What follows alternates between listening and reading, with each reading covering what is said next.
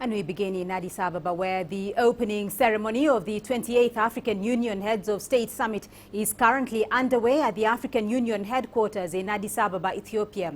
During this session, the leaders are expected to elect a new leader for the African Union Commission, as incumbent chairperson Nkosozana Dlamini-Zuma is set to step down later this month. The summit is also due to consider an application from Morocco to rejoin the Union. Other issues on the table include the future of Africa's relations with the International Criminal Court. African leaders have previously accused the Commission of conducting a witch hunt against leaders from the continent while ignoring glaring atrocities committed elsewhere in the world. Let's now get more details from CGTN's Robert Nagila, who's joining us live from the African Union headquarters in Addis Ababa, Ethiopia. Robert, what has emerged so far from the opening ceremony of the Heads of State Summit? Well, thank you very much, Beatrice, and welcome to the Ethiopian capital, Addis Ababa. We are the AU headquarters, and as you rightly said, the opening ceremony is underway. It kicked off about 20 minutes ago, rather late. We were expecting it to begin much earlier. As we speak, current AUC chair Dlamini-Zuma is addressing the assembly.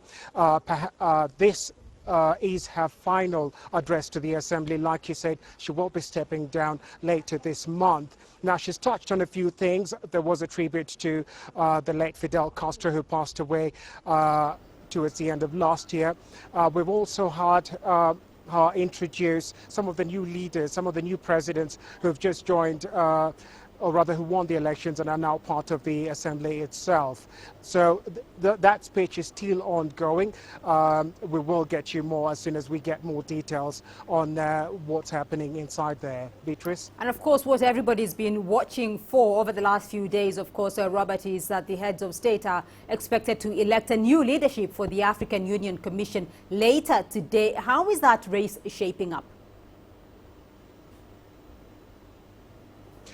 Well, that's one event, Beatrice, that's eagerly awaited here, the election of a new AUC chair. Now, there are 5 candidates who are taking part, among them candidates from Kenya, Chad, Senegal, Botswana, Equatorial Guinea as well. That election slated for at about 3:30 this afternoon. That's when we expect the heads of state or the leaders in the assembly to begin that process, which will be by secret ballot. Now, just to give you a little more insight into that process, I've got here with me Leslie Liu. Did I get that right? Yes, Lovaudren is my surname. Lovaudren from the ISS Institute in Joburg. Thank you very much for joining us. Perhaps let's just start off with the outgoing chair, that is Dr. Dlamini-Zuma. What sort of legacy is she going to leave behind? Yes, I think it's a mixed bag.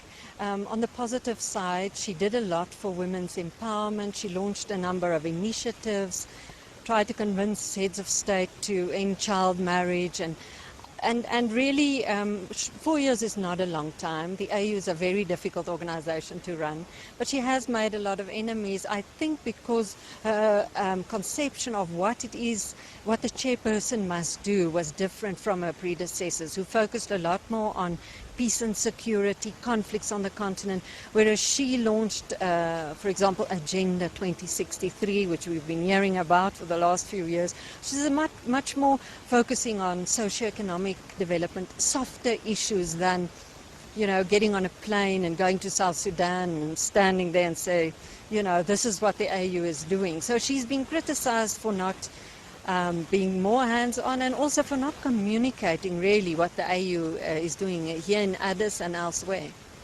Years from now, when we look back at her time here at the AU, would you say that she was effective? Yes, she focused more on safety issues, as you put it, but was she effective in that particular area? No, I don't think so. 4 years really is not enough. It's a very difficult task, and I'm not even sure that the AU should look at every single aspect of the lives of Africans, from education to health to economic development. It's an institution with a lack of real resources and capacity. It's changed a lot over the last couple of years, but I think her impact will be more on institutional changes, maybe branding. You know, as I said, she launched all these initiatives which might continue after the 4 years. But really, I think she wasn't here long enough to make a lasting impact. Okay, and finally, we've got an election this afternoon to select the new AUC chair.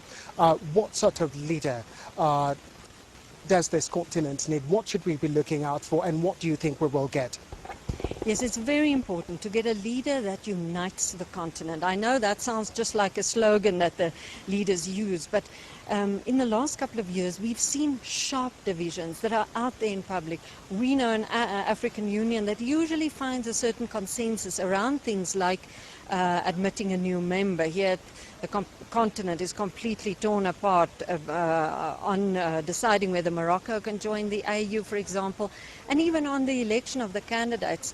There are sharp divisions, questions like the ICC, and those issues will also have an impact on these elections. Well, thank you very much, Leslie. That's about all we have time for. We will be bringing you more details on that election, and as soon as it kicks off, like I said, kicks off at about 3:30. It may go well into this evening, but we will let you know. Back to you.